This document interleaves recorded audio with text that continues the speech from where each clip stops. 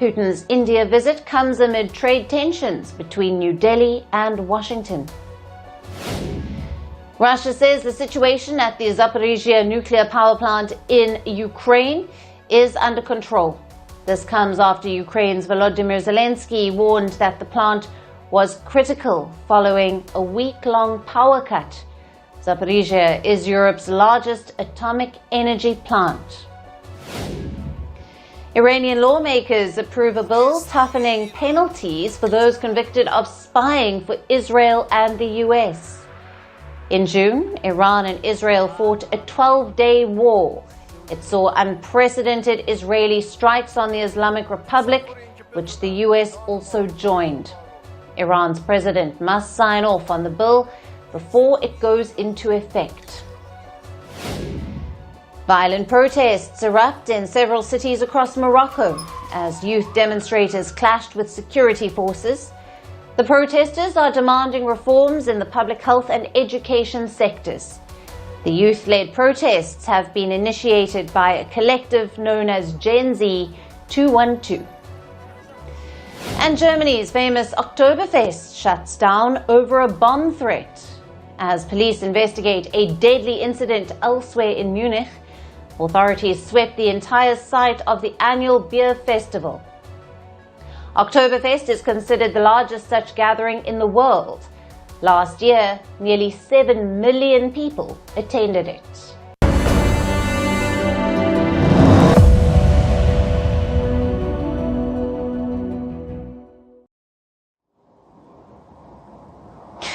We've heard of companies shutting down. We've heard of shops shutting down. But have you heard of a government shutting down?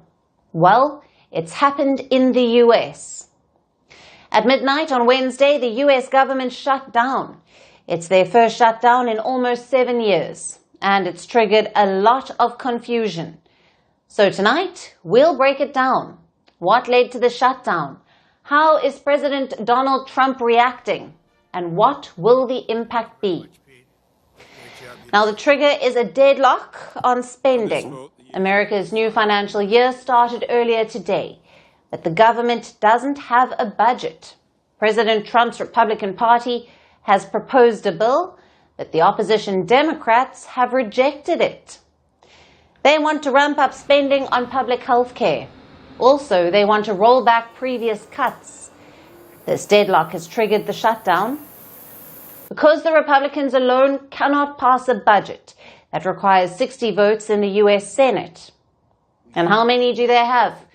Only 53. Both sides are hoping to capitalize on this crisis. The Republicans are hoping the public will blame the Democrats for the shutdown. And the Democrats? They're billing their fight as the good fight, a fight for cheaper health care. And this situation isn't unprecedented. America has had around 20 shutdowns in recent history. Trump's first term had 3 of them. His last shutdown in late 2018 was the longest in history. It lasted 36 days and cost the US $3 billion. Which brings us to the second question. What will the impact be? Well, brace for some disruptions. If the government doesn't have money, its operations will be hit. Essential workers will have to keep turning up, like air traffic controllers or hospital staff or law enforcement. But here's the catch. They will have to work without pay. Of course, this isn't a sustainable arrangement. During the last shutdown, many workers called in sick. And what about non-essential workers? Around 750,000 of them will be put on unpaid leave. Their daily compensation is around $400 million. But guess who will get paid? All US members of Congress. They will continue to get paid throughout the shutdown. But let's assume you don't live in America. Then how does it affect you? Outside America, embassy operations will be affected. Existing visa appointments could be delayed, and new ones won't be taken. The bigger worry is the spillover. Shutdowns can drag down the US economy. Each week could shave 0.1 or 0.2% off the GDP growth. Again, there's a catch. For starters, the impact depends on how long the shutdown lasts. And secondly, the economic hit can be reversed. Basically, when the shutdown ends, the growth rebounds. Which brings us to the last question. How is Trump reacting? Surprisingly well. Yes, he has blamed the Democrats for what happened, but he's also looking at it as an opportunity. We can do things during the shutdown that are irreversible, that are bad for them and irreversible by them, like cutting vast numbers of people out, cutting things that they like, cutting programs that they like. They're taking a risk by having a shutdown because of the shutdown, we can do things medically and other ways, including benefits. We can cut large numbers of people out. We don't want to do that, but we don't want fraud, waste, and abuse.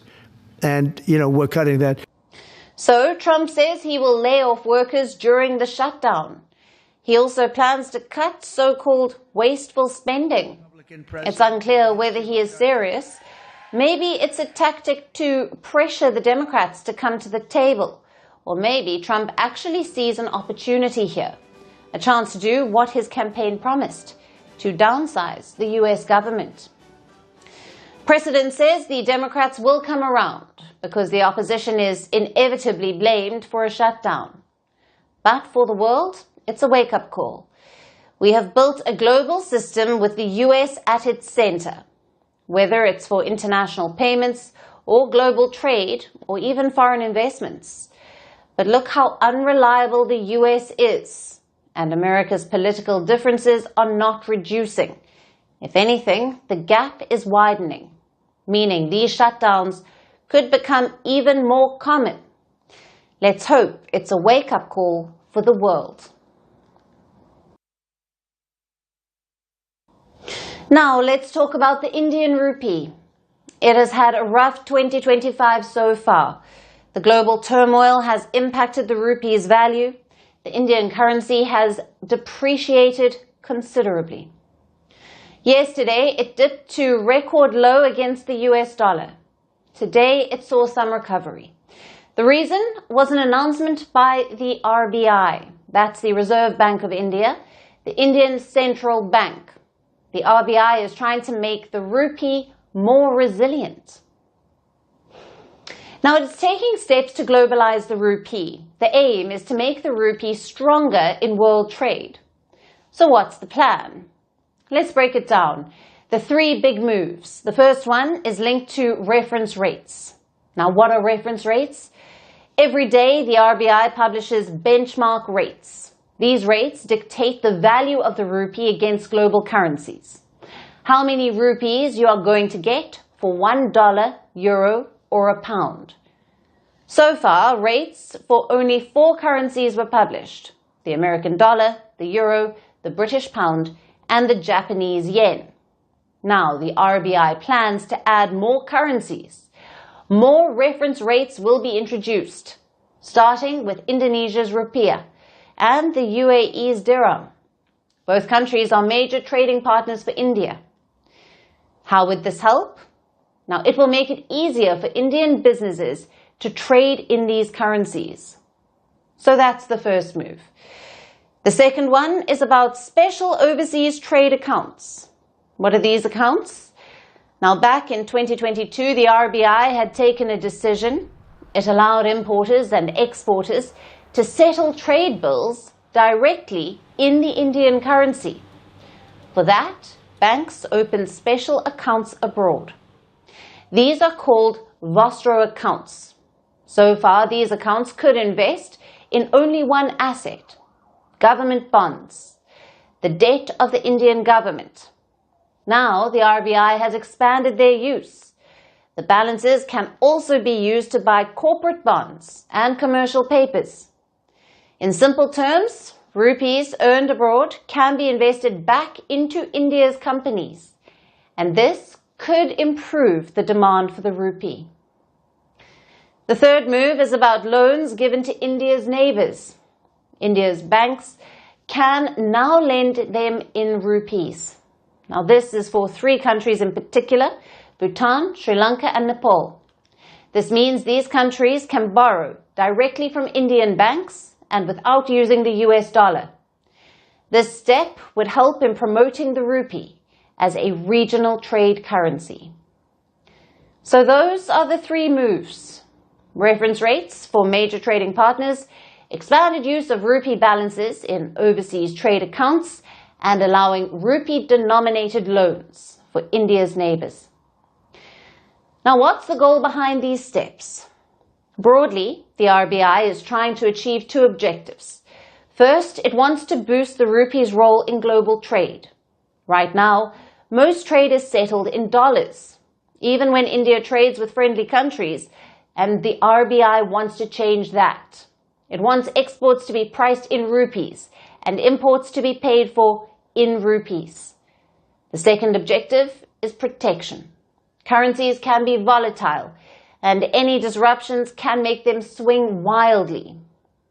We are already seeing the impact of Trump's tariffs. The US has imposed record tariffs on Indian goods. It has put pressure on the rupee.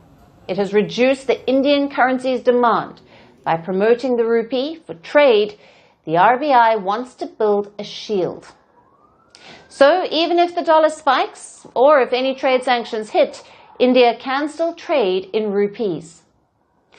And it's not the country doing this. China wants to globalize the yuan. South Korea is making similar moves. South Korea's currency is called the won. It is mulling a new system, one that can handle won payments around the clock.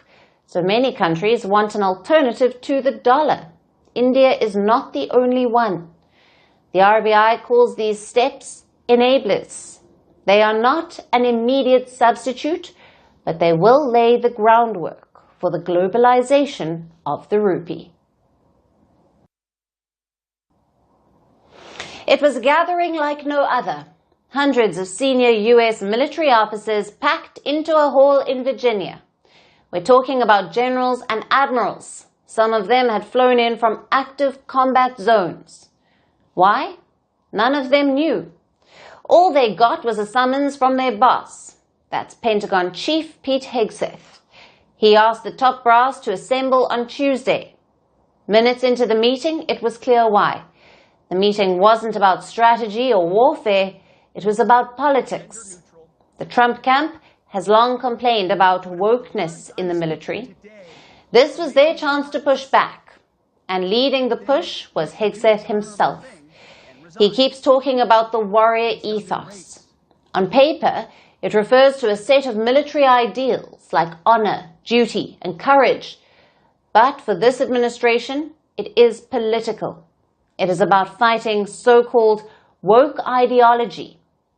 Hegseth focused a lot on the physical standards. He attacked so-called fat generals in the Pentagon. Frankly, it's tiring to look out at combat formations, or really any formation, and see fat troops. Likewise, it's completely unacceptable to see fat generals and admirals in the halls of the Pentagon and leading commands around the country and the world. It's a bad look. It is bad, and it's not who we are. He also announced two major changes. First is the role of women. Hegseth says combat troops must fulfill the highest male standard, and if women cannot measure up to it, he says, so be it. But when it comes to any job that requires physical power to perform in combat, those physical standards must be high and gender neutral. If women can make it, excellent. If not, it is what it is. If that means no women qualify for some combat jobs, so be it. That is not the intent, but it could be the result, so be it. In 2015, the US had opened combat roles to women. Hegseth is effectively ending that. Secondly, he is giving a free hand to senior officers. In the past, soldiers have complained of abuse by superiors, including racist and sexist abuses. So the Pentagon had created rules to crack down. For example, you could lodge anonymous complaints against abusive superiors. But Hegseth is rolling those back as well. I'm issuing new policies that will overhaul the IG, EO, and MEO processes. I call it the no more walking on eggshells policy. We are liberating commanders and NCOs. We are liberating you. No more frivolous complaints. No more anonymous complaints. No more repeat complainants. No more smearing reputations. No more endless waiting. No more legal limbo. No more sidetracking careers. No more walking on eggshells. His basic argument was this: a military is meant to do just one job, and that's fight. Everything else is a distraction, even if it's meant to improve gender equality or social justice. Protocol or shock, not a single general clapped. Move out and draw fire, because we are the War Department. Godspeed. Room, attention.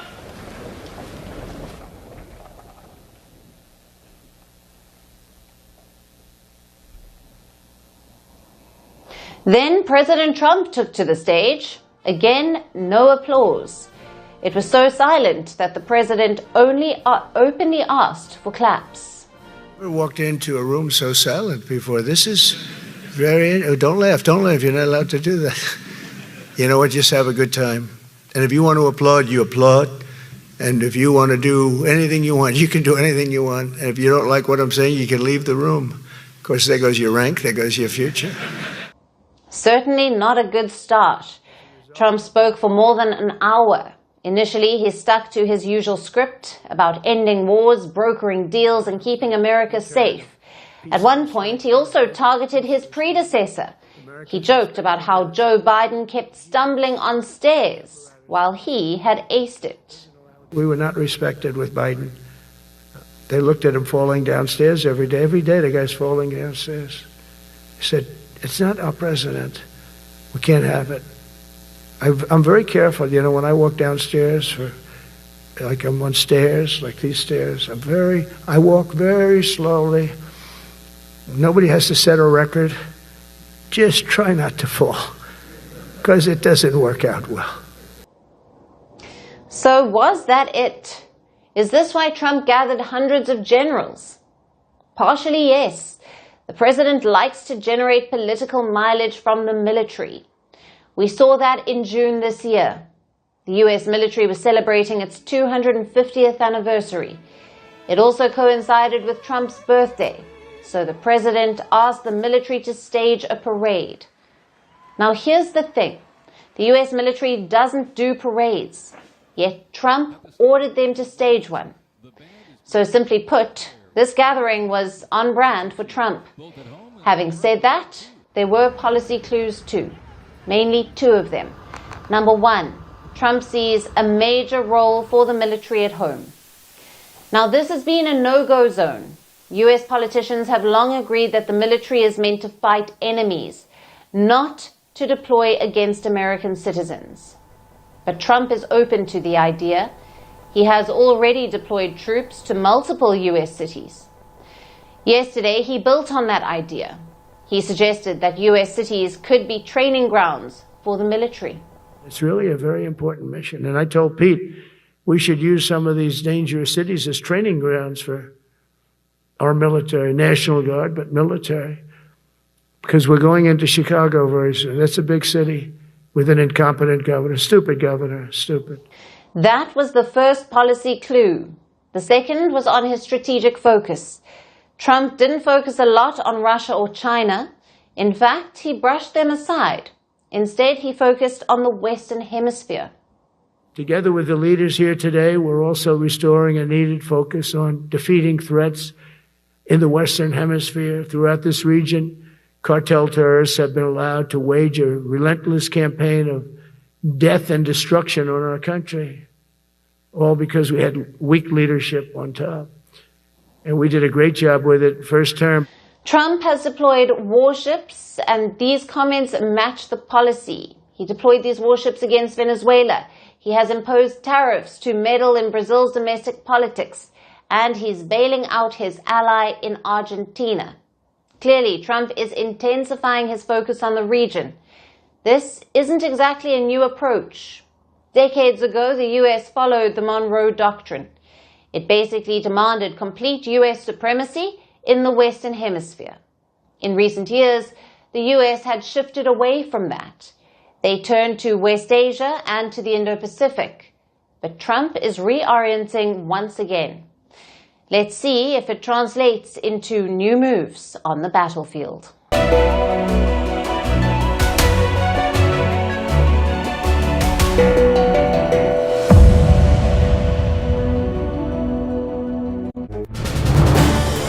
This is News 18 Network.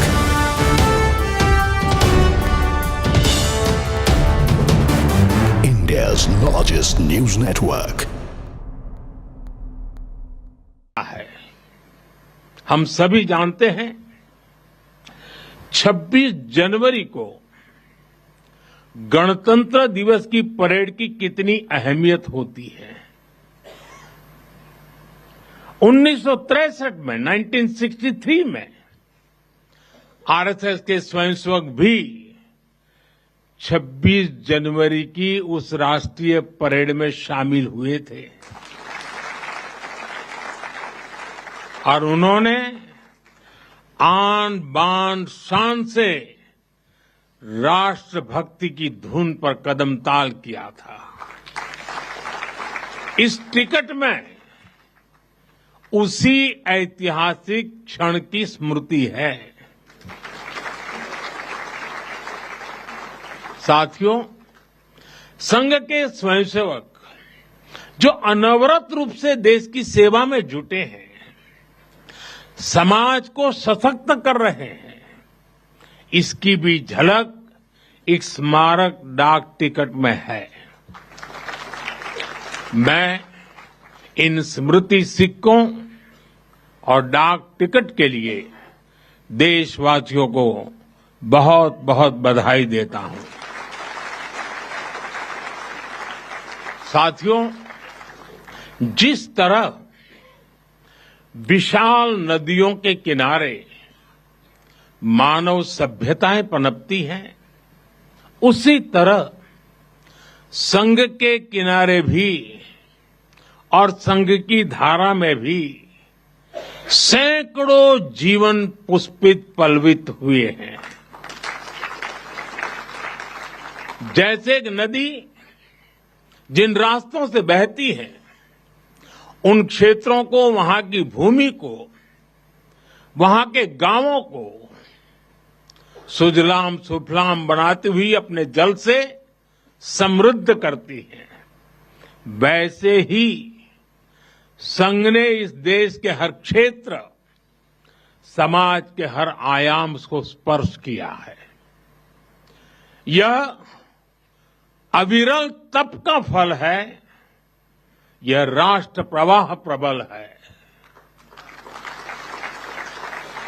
साथियों, जिस तरह एक नदी कई धाराओं में खुद को प्रकट करती है, हर धारा अलग अलग क्षेत्र को पोषित करती है, संघ की यात्रा भी ऐसी ही है। संघ के अलग अलग संगठन भी जीवन के हर पक्ष से जुड़कर राष्ट्र की सेवा करते हैं। शिक्षा हो, कृषि हो, समाज कल्याण हो, आदिवासी कल्याण हो, महिला सशक्तिकरण हो, कला और विज्ञान का क्षेत्र हो, हमारा श्रमिक भाई बहन हो, समाज जीवन के ऐसे कई क्षेत्रों में संघ निरंतर कार्य कर रहा है। और इस यात्रा की भी एक विशेषता रही है। संघ की एक धारा अनेक धारा तो बनी, मल्टीप्लाई तो होती गई, लेकिन उनमें कभी विरोधाभास पैदा नहीं हुआ, डिवीजन नहीं हुआ, क्योंकि हर धारा का विविध क्षेत्र में काम करने वाले हर संगठन का उद्देश्य एक ही है, भाव एक ही है, राष्ट्र प्रथम, nation first. This is News 18 Network.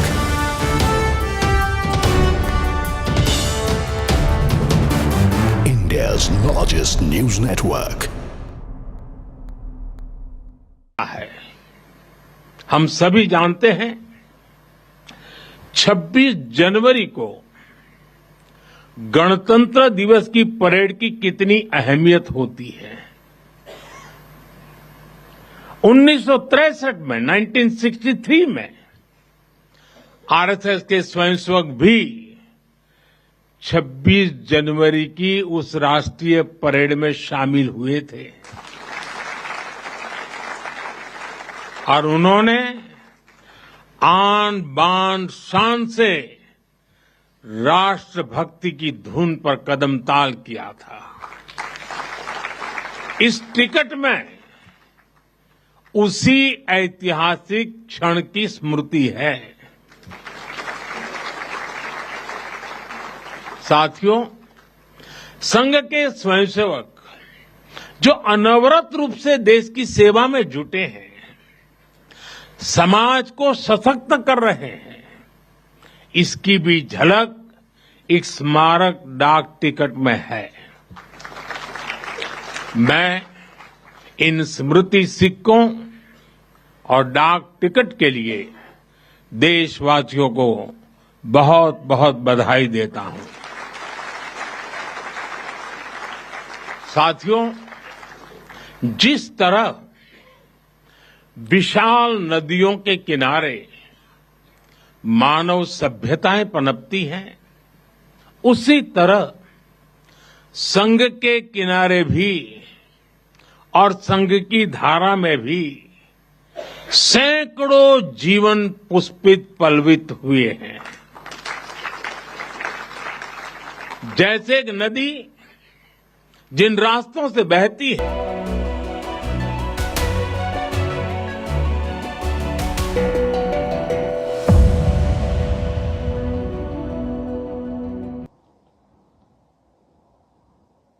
Our next story takes us to Argentina. President Javier Milei is preparing for a visit to the White House. He will meet US President Donald Trump on the 14th of October. It will be their second meeting in less than a month. And the timing is important. Argentina holds midterm elections on the 26th of October. At the same time, Washington is negotiating a $20 support package for Buenos Aires. Argentina is the International Monetary Fund's largest borrower. Its foreign reserves are running dangerously low, and its currency, the peso, has been sliding. So the White House meeting is seen as a major boost for Milei at a critical moment. Here's our report with more. Donald Trump is once again stepping in to help a South American ally. And no, this time it's not Brazil's Jair Bolsonaro. It's Argentina's Javier Milei. The libertarian president who came to power promising to cut government spending, but who now faces mounting troubles at home and a collapsing currency. Investors are nervous, markets are sliding, and Milei is under pressure. So he is looking abroad for help, and Donald Trump has stepped forward. He's offering Milei both political support and a platform. On October 14th, Milei will be welcomed at the White House. The visit comes just 2 weeks before Argentina's midterm elections, a crucial moment for his presidency. It will be Milei's second meeting with Trump in less than a month. The first took place in New York on the sidelines of the United Nations General Assembly, and that meeting produced more than photographs. Trump gave Milei his full endorsement. I'm doing something that I don't often do. I'm giving a full endorsement to him. We just endorsed him for president. We think he's done a fantastic job. He, like us, inherited a mess, and what he's done to fix it is good. Behind the scenes, there is more than politics at play. The U.S. Treasury is negotiating a $20 billion support package with Argentina. It could include a currency swap line, U.S. Treasury purchases of Argentine debt, and even emergency credit. The goal is simple: calm the markets and keep Milei's presidency afloat. But the plan is already drawing criticism. A photograph appeared to show text messages from U.S. Agriculture Secretary to the Treasury Secretary. The messages suggested Argentina cut grain export taxes after the U.S. offer, and then sold billions of dollars of soybeans to China. This came at a time when U.S. farmers remain locked out of their biggest export market. Critics say the deal is backfiring and helping Beijing gain leverage. But Argentina matters for more than just soybeans. It is the IMF's largest borrower. It is rich in lithium, shale oil, and farmland. And its soybean exports now sit at the heart of U.S.-China competition. For Milei, the stakes are just as clear. Foreign reserves are dangerously low. The central bank has been burning through dollars to defend the peso, and Argentina's currency has been sliding fast.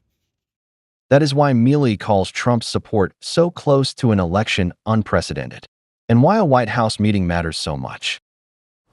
But Milei's problems at home run deeper. Inflation has slowed from nearly 13% a month to under 2%. But that came at a cost. Subsidies for food, transport, and health care have been slashed. Real wages are falling. At least 1 in 3 Argentines now lives in poverty. In Congress, Milei's vetoes have been overturned. Lawmakers have passed bills that increase spending. At the same time, corruption scandals have shaken his government. The president's sister and close aides have been accused of wrongdoing. His approval ratings have dropped in recent months, and all of it comes to a head at the ballot box. So, the clock is ticking. Midterm elections in Argentina are on October 26th. For Milei, the next few weeks will decide his future. For Argentina, it could be the difference between recovery and another crisis. And for Trump, it is a test of how far his influence now reaches beyond America's borders. The world runs on tiny slivers of silicone. They are invisible gears behind everything. The phone in your pocket, the car in your garage, and the AI that writes your emails. Also the missiles that might get launched in the next war. The undisputed capital of this silicone empire is a small island, Taiwan. For decades, it's been the factory of the future. Taiwan produces a bulk of the world's chips. That dominance has earned it a nickname, the Silicon Shield. But the US has now made a big request for Taiwan. It wants Taiwan to split production. Basically a 50-50 deal with Washington. Half the chips will be manufactured in the United States. Now what's the logic for this? The US Commerce Secretary, Howard Lutnick, has made clear on TV, in his words, Taiwan makes 95% of the world's advanced chips. That's too risky. If China invades, America can't just ship chips across the Pacific. So it's better to make half of them at home. That's the logic that Lutnick has given. On paper, America's argument makes sense. This is about supply chain security. Washington doesn't want one strike to take out the world's chip supply. There's also industrial strategy. Chips are the new oil. Whoever controls them controls the future of AI and technology. There's also the political optics. 2026 is the year of midterm elections. Now, made in Arizona sounds a lot better than shipped from Taipei. The US has already nudged TSMC, Taiwan's crown jewel, will be building factories in Arizona, but even that isn't enough. Washington wants more. And what is Taiwan saying? In Taipei, the answer was blunt. The Vice Premier, Cheng Li-Chuang, has made his stance clear. Taiwan hasn't made any such commitment. It will not agree to such terms. So the translation is, thanks, but no thanks. Taiwan insists its role as the semiconductor powerhouse isn't just about economics. It's also its shield against Beijing. Move half of the industry abroad, and that shield cracks. There are also other reasons. Chip making isn't a Lego set. It's an ecosystem. Every wafer supplier, every tool maker, every engineer matters. Move them, and you risk breaking the magic formula that makes Taiwan efficient. There is also domestic politics. Opposition parties in Taipei are already calling the US proposal plunder. They say it's like selling out Taiwan. Any government that signs away the chip advantage risks political suicide. And last, there is the economics of this. Chips are 16% of Taiwan's GDP. It makes up nearly half of its manufacturing output. Giving that away would be a huge deal. Also, this fight isn't happening in isolation. The US has already slapped a 20% provisional tariff on Taiwanese goods. Taiwan's negotiators were in the US. They flew back home claiming some progress, but progress means lowering tariffs, not handing over half of the semiconductor crown jewels. So what happens next? The chips are still on the table, but not in the way Washington wanted. Tariffs will be the bargaining chip, pun intended. Taiwan wants relief, but America wants to boost its capacity. Meanwhile, China is watching all of this closely. Now, if Taiwan's silicon shield weakens, China's calculus changes. How will this play out in the coming days? We will have to wait and watch. Now let's talk about Colombia. Colombia has taken a sharp turn in its foreign policy. Its president, Gustavo Petro, has fired his entire embassy team in Beijing. He accused them of blocking his outreach to China. This comes months after Colombia joined China's Belt and Road Initiative. It's a move that signals a break from Washington. Even though Colombia's trade with the US is worth billions. But Petro says dependence on America is colonial. His relations with the US are already strained. There are tariffs, of course. The US has also slapped visa restrictions on Colombians. And now tensions have escalated again. First over trade, and now even over the war with Gaza. Here's a report. Colombia just went through a diplomatic shakeup, like a CEO announcing a sudden layoff. President Gustavo Petro fired his entire embassy team in Beijing. He said they were sabotaging his China outreach. He claimed they altered his schedule and even cancelled meetings during his spring visit. He called that colonialism and declared all those people have to go. It was a diplomatic mass layoff, and it happened right after a big strategic move.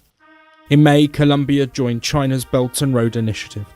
That is Beijing's global trade and infrastructure project. Petro called it an historic step. He promised it would bring investments, new technology, and major construction projects.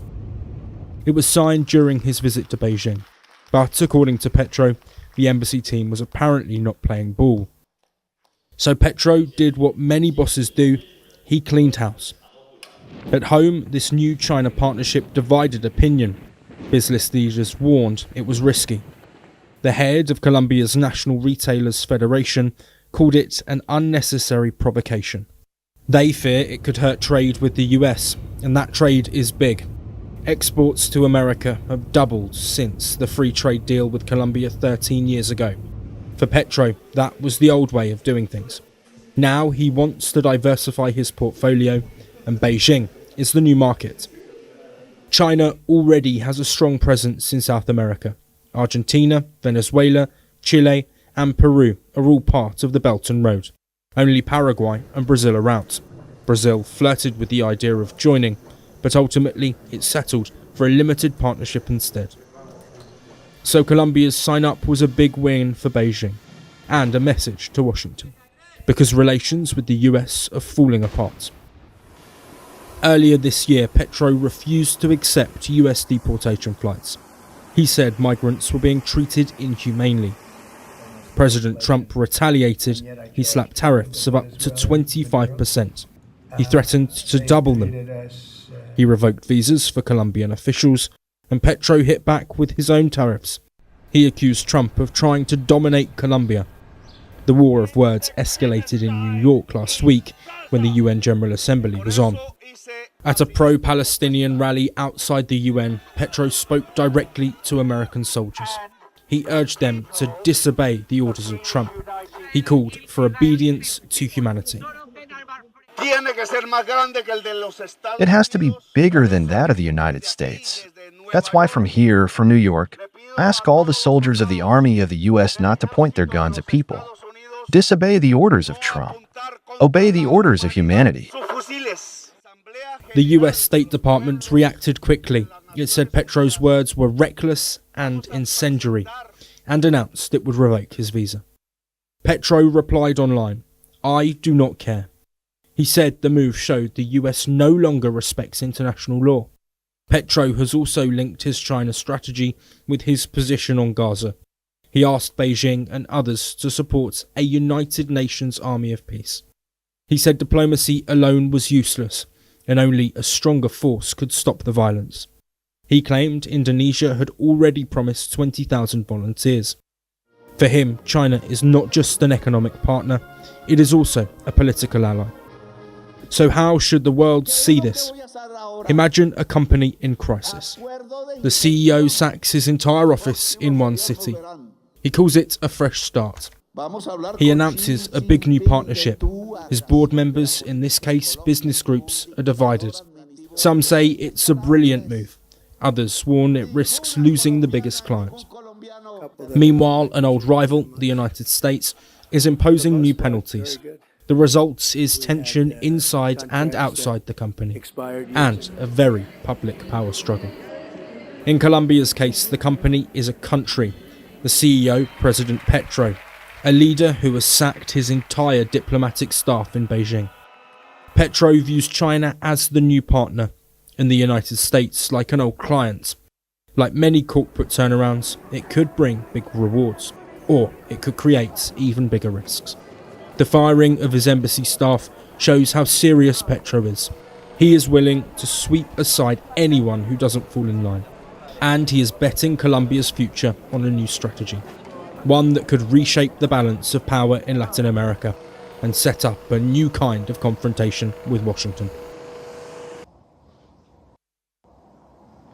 Europe is now facing a new front line, and that battlefield is above their heads in the sky. For days now, drones have been buzzing across the borders of the European Union. They've entered Poland. They've disrupted airports in Denmark. But every time they appear, they raise the same fear. Europe isn't ready. And now EU leaders say that has to change. They're talking about building a drone wall. It's not a physical barrier, but a shield of sensors, jammers and defenses stretched across the continent's eastern flank. The plan is still taking shape, and it could cost billions. Our next report explains what the drone wall is and why it matters. Europe is on the edge. Not from missiles, but from buzzing drones. They are small, they are cheap, and they are hard to see until it's too late. Yet they carry enough power to shut down airports and rattle entire nations. Last month alone, Poland reported Russian drones breaching its airspace. NATO scrambled fighter jets, shooting some of them down. Soon after, Romania sounded the alarm over drone activity near its border. And in Denmark, airports were forced to close. Unidentified drones hovered above runways, forcing flight cancellations and delays. One incident after another. Different countries, but all following the same pattern. And this has pushed the European Union to act fast. It is planning to build what it calls a drone wall. The drone wall is not a wall of concrete, but it is a wall of technology. A shield reportedly stretching along the European Union's eastern flank, from Finland in the north to Bulgaria in the south. The concept is straightforward. Link radars, sensors, and jamming systems together. Share real-time data across European borders, and build the ability to spot, track, and intercept drones before they can strike. The urgency comes from the battlefield in Ukraine. For nearly 3 years, drones have rewritten the rules of war there. They've destroyed tanks, damaged ships, and hit power plants. And they have done it at a fraction of the cost of traditional weapons. That's why Ukraine is now stepping in to help. Its specialists are in Denmark, training European forces in detection, jamming, and drone-on-drone combat. Romania, too, is moving closer, planning joint defensive drone production with Kyiv. And Ukraine says its technology could form the backbone of Europe's future defense. But turning that vision into reality will not be easy. Billions of euros will be needed. Some member states want grants and subsidies from Brussels. Others worry about stretching the EU budget too far. NATO's Secretary General calls the drone wall timely and necessary. But Germany's defense minister has urged caution. He says expectations need to be managed, warning the project won't be ready in just a few years. For Brussels, it's part of a bigger vision called Eastern Flank Watch that includes stronger sea and land defenses, better maritime patrols, and even satellites watching in real time. At the heart of it all is Russia.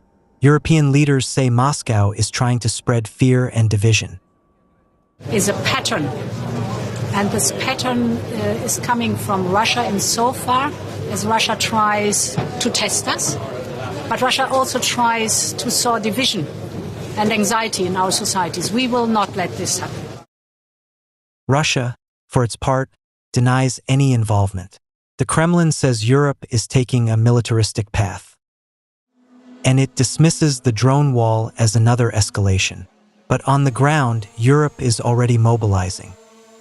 Foreign radar units, anti-drone systems, and even a German frigate have been deployed to Denmark for Wednesday's summit of EU leaders.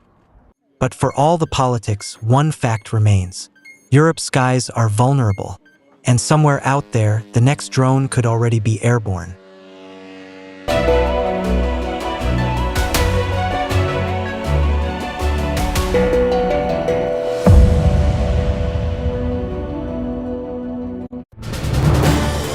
This is News 18 Network.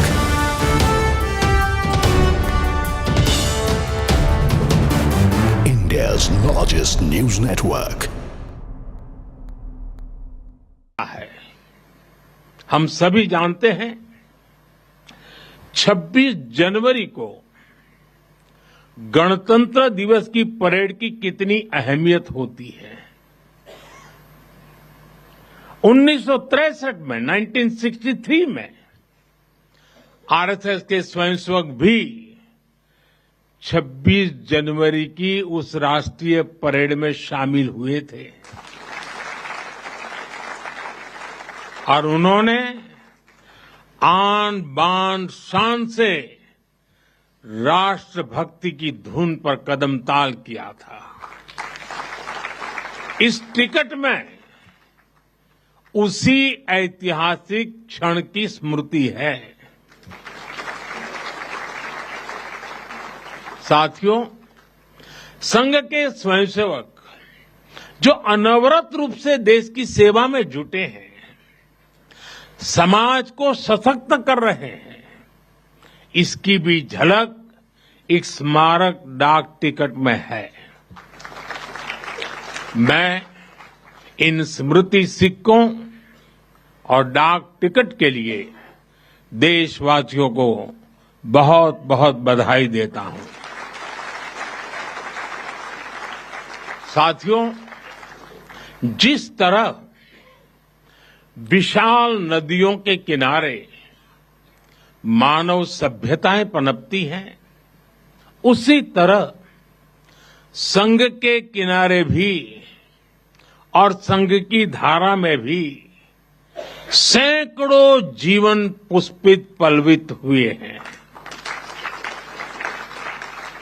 जैसे एक नदी जिन रास्तों से बहती है, उन क्षेत्रों को, वहां की भूमि को, वहां के गांवों को सुजलाम सुफलाम बनाती हुई अपने जल से समृद्ध करती है, वैसे ही संघ ने इस देश के हर क्षेत्र, समाज के हर आयाम को स्पर्श किया है। यह अविरल तप का फल है, यह राष्ट्र प्रवाह प्रबल है। साथियों, जिस तरह एक नदी कई धाराओं में खुद को प्रकट करती है। हर धारा अलग अलग क्षेत्र को पोषित करती है। संघ की यात्रा भी ऐसी ही है। संघ के अलग अलग संगठन भी जीवन के हर पक्ष से जुड़कर राष्ट्र की सेवा करते हैं। शिक्षा हो, कृषि हो, समाज कल्याण हो, आदिवासी कल्याण हो, महिला सशक्तिकरण हो, कला और विज्ञान का क्षेत्र हो, हमारा श्रमिक भाई बहन हो, समाज जीवन के ऐसे कई क्षेत्रों में संघ निरंतर कार्य कर रहा है। और इस यात्रा की भी एक विशेषता रही है। संघ की एक धारा अनेक धारा तो बनी, मल्टीप्लाई तो होती गई, लेकिन उनमें कभी विरोधाभास पैदा नहीं हुआ, डिवीजन नहीं हुआ, क्योंकि हर धारा का विविध क्षेत्र में काम करने वाले हर संगठन का उद्देश्य एक ही है, भाव एक ही है, राष्ट्र प्रथम, nation first. This is News 18 Network.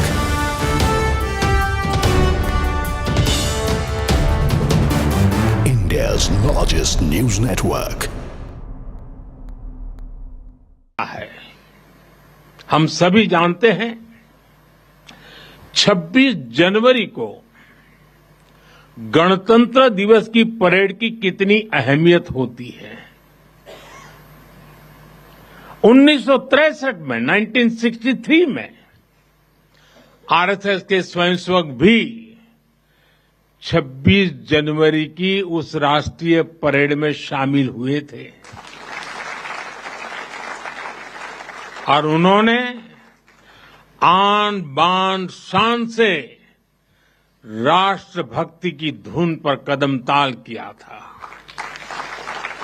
इस टिकट में उसी ऐतिहासिक क्षण की स्मृति है। साथियों, संघ के स्वयंसेवक जो अनवरत रूप से देश की सेवा में जुटे हैं, समाज को सशक्त कर रहे हैं, इसकी भी झलक एक स्मारक डाक टिकट में है। मैं इन स्मृति सिक्कों और डाक टिकट के लिए देशवासियों को बहुत बहुत बधाई देता हूं। साथियों, जिस तरह विशाल नदियों के किनारे मानव सभ्यताएं पनपती हैं,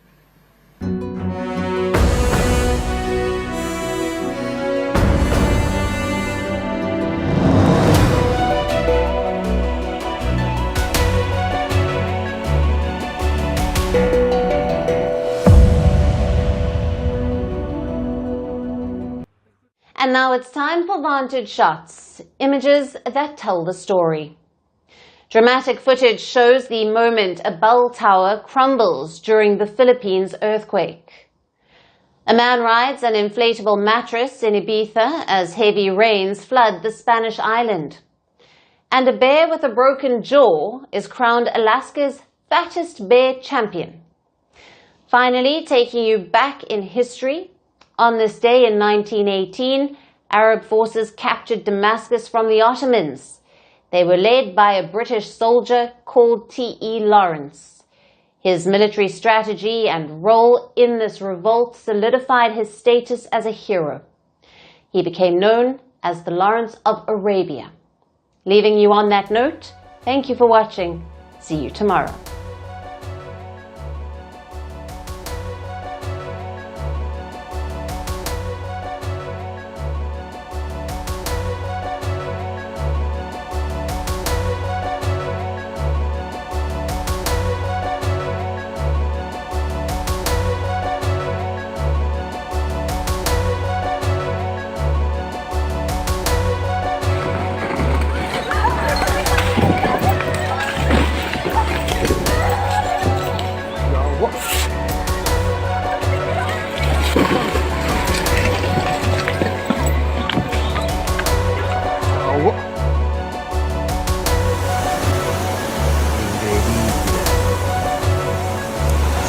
Vediamo dove vanno questi due scienziate. No, ma non hanno fatto per stare qui. Tornando nel garage sta entrando, è fortissimo.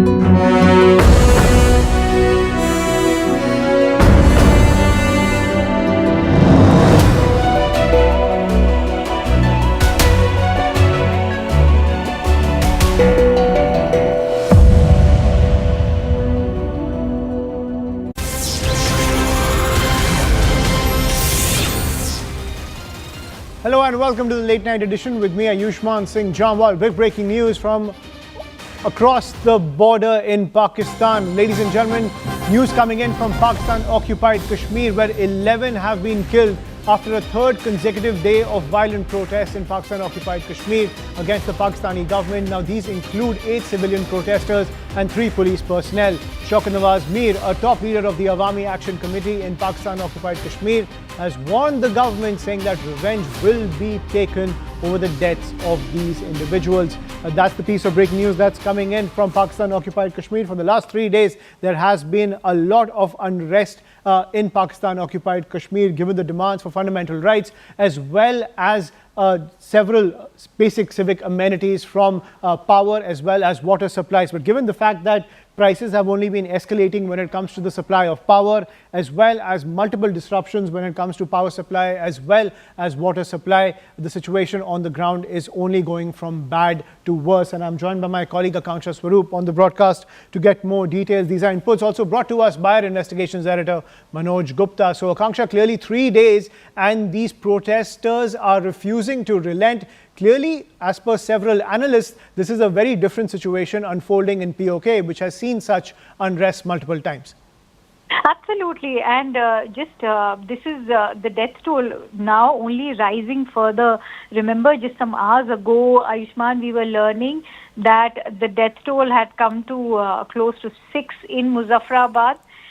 But now, in the latest inputs that have in fact been shared by Securities Editor Mr. Manoj Gupta, there are a total of 11 killings in the POK protests. 3 more protesters have been killed, and there's a rise now from 8 to 3.